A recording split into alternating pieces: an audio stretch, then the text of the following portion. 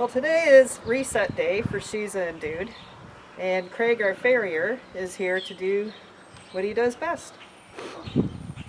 Yeah, I'm here to trim Dude and Sheza, pull off the shoes, reset them. Do that about every 6 to 8 weeks, just to keep their feet nice and trimmed and balanced, so they can be ridden. Well, today's Sheza's reset day. All 4 feet.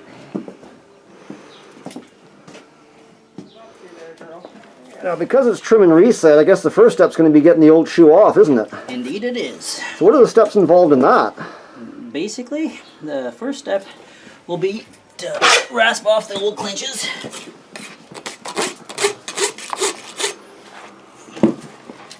And then just remove the shoe.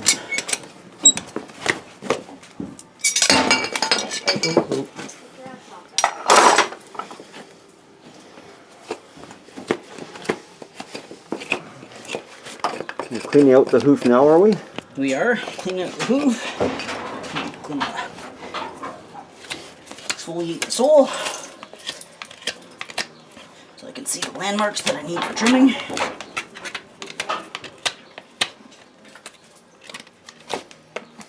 Doing a bit of a trim of the frog area. Clean it up. The frog sometimes overgrows a little bit, and then you have pockets where diseases such as thrush can get in, which will eat away at the frog and potentially make your horse lame.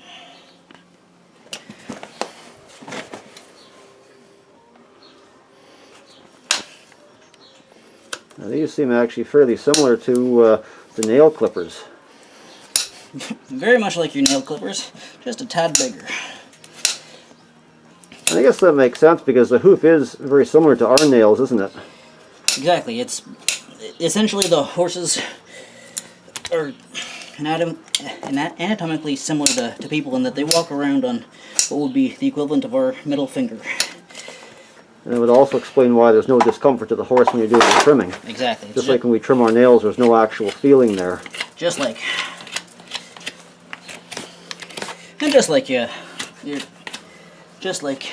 your actual nails, if you do trim them too short, pain is possible.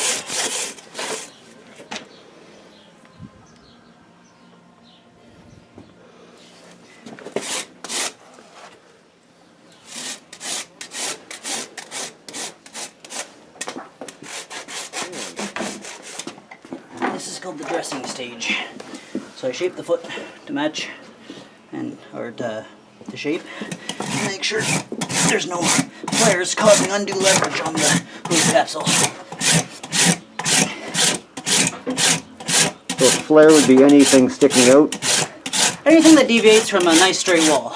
Straight lines are ideal.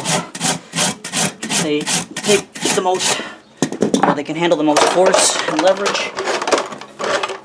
So by cleaning that up, it creates the best balance for the horse. Is there a limit to how much you can remove at this stage? There is. It's fairly forgiving, but the general rule is you don't want to go through more than about half the thickness of a hoof wall.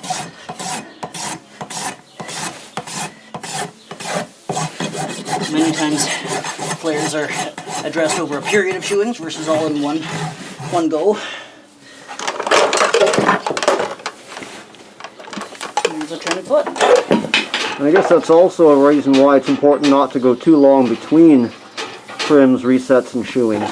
Exactly. They're bound to flare and grow out of control, which makes it much harder and much longer process to get them back into shape. So we're checking the fit of the shoe now. I guess even though it's going on the same foot, because there's been some trimming done, it won't be exactly the same fit. Yeah, over the course of 6 to 8 weeks, the feet do sometimes change a little bit, especially if they've gone a winter without wearing shoes.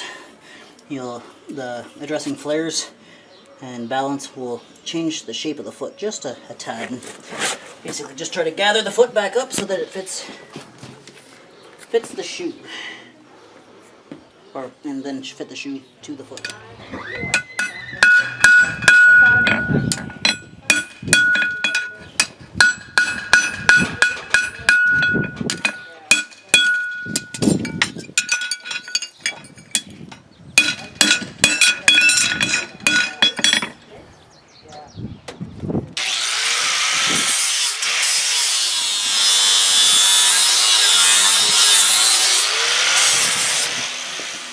what I'm doing is I'm just making a small pocket for the clips to sit in.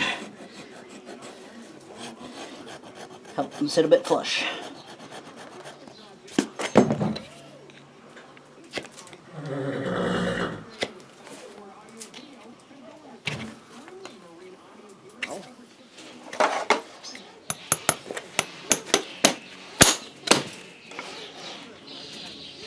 Now just a matter of nailing her up.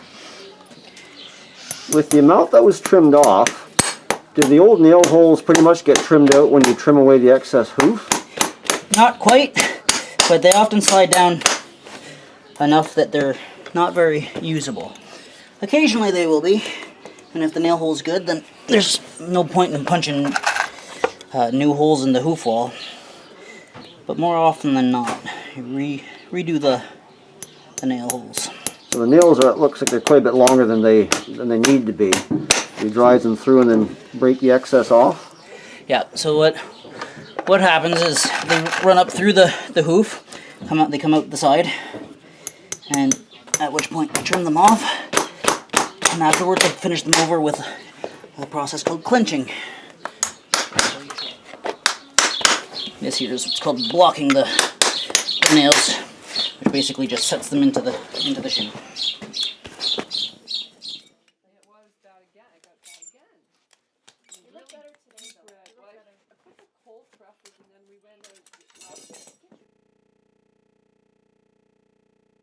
here.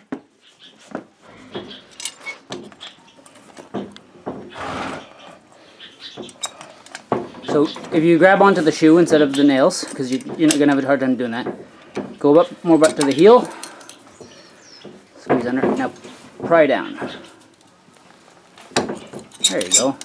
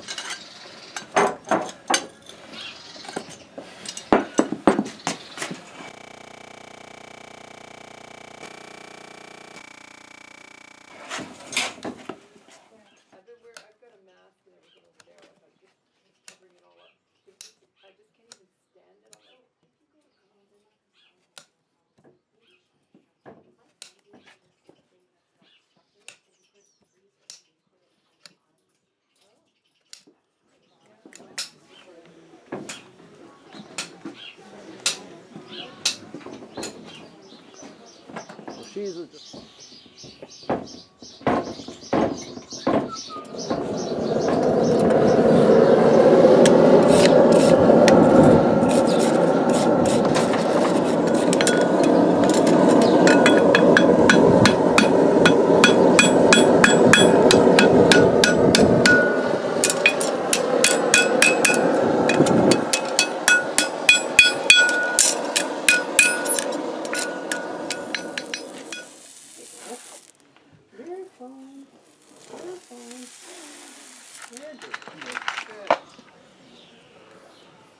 I don't want to try to make it a...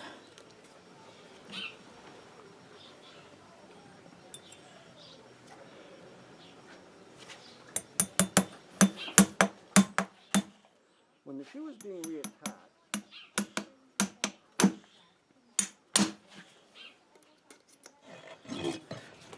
is there any truth to what I've sometimes heard people say that the white hoof is softer than the darker hooves?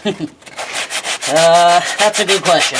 It's not softer. There's not any good reason for there to be any difference between a white hoof and a black hoof. However, in practice, it does seem to be the case. I know in our experience with Dude, his feet do seem to all be fairly sound. I do see he's got one light hoof and 3 dark ones. So I guess he's kind of the exception then. He's not by any means the exception, but he is an exception for sure.